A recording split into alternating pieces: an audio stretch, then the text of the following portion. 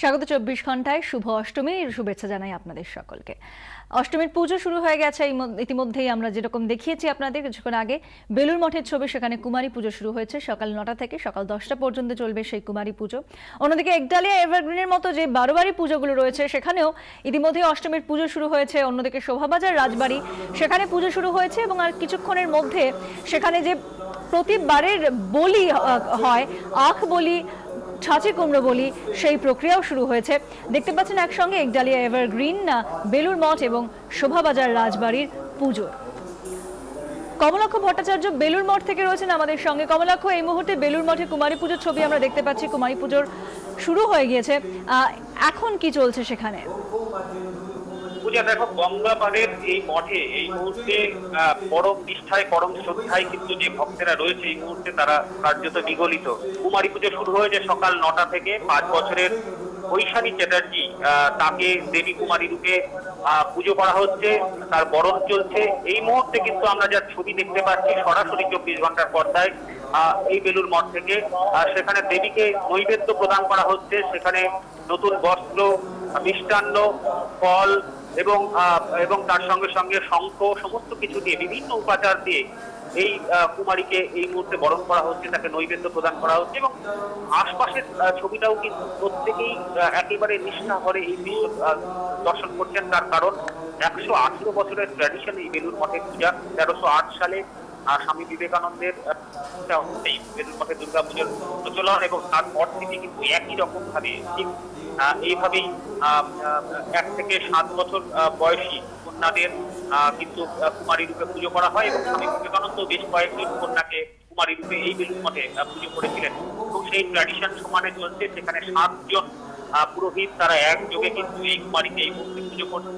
সকাল ৯টা থেকে পুজো শুরু হয়েছে, ১০টা পর্যন্ত চলবে। এরপর কিন্তু এই দেবীকে ঘিরে একেবারে দেবী মূর্তির সামনে এই কুমারী রয়েছে, এই মূর্তির সামনে দেবীকে, এই কুমারী দেবীকে আরতি করা হবে দেবীর সামনে। এই মুহূর্তে তুমি দেখতেই পাচ্ছ এই অপরূপ পরিবেশে এই মুহূর্তে পূজার আরো বেশ কিছু উপাচার শুরু হয়েছে। তুমি দেখতেই পাচ্ছ দেবীকে বরণ পর্ব শুরু হচ্ছে। পূজা এই দৃশ্য দেখবার জন্য বাংলার আপামর মানুষ তারা বেলুর মঠে অপেক্ষা করে থাকেন। আরতি যে বলছিলাম, পূজা সরাসরি দেখতে পাচ্ছ বেলুর মঠ থেকে কুমারী বৈশালী চ্যাটার্জিকে এই মুহূর্তে কুমারী রূপে পুজো করা হচ্ছে আরতির মাধ্যমে দেবী মূর্তির সামনে, এই অপরূপ মূর্তির সামনে। এবং তা প্রত্যক্ষ করছেন কয়েক হাজার মানুষ, বিভিন্ন জায়গা থেকে আসা মানুষ, তারা এই দৃশ্য এই মুহূর্তে দেখতে পাচ্ছেন। এবং যারা এই দুর্লভ দৃশ্য সরাসরি দেখতে পাচ্ছেন না তাদের জন্য ২৪ ঘন্টার মাধ্যমে দেখাতে শুরু করেছি। তুমি দেখতেই পাচ্ছ পূজার্চনা চলছে এবং আরতি চলছে। একদম তাই কমলাক্ষ, যেই ছবি আমরা দেখতে পাচ্ছি এই মুহূর্তে বেলুর মঠে, সেখানে কুমারী পুজো চলছে এবং ঐশানী চ্যাটার্জি, যেরকম কমলাক্ষ জানালেন, ৫ বছরের ঐশানী চ্যাটার্জিকে দেবী রূপে পুজো করা হচ্ছে এবং এই মুহূর্তে আরতি চলছে। দুর্গা মার প্রতিমা রয়েছে এবং তার সামনে কুমারী পুজো ইতিমধ্যে শুরু হয়েছে, চলছে আরতি। বেলুর মঠ থেকে সরাসরি দেখতে পাচ্ছেন আপনারা ২৪ ঘন্টার পর্দায়।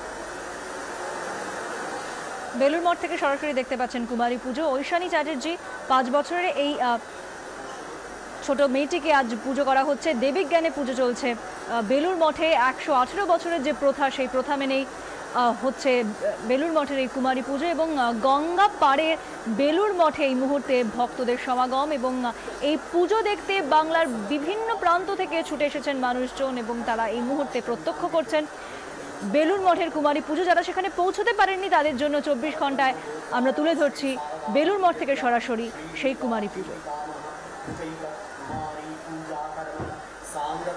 दक्षिणामिलं काञ्चनमूल्यं श्रीविष्णुदैवतं मात्मार्गेषुभ्यमहं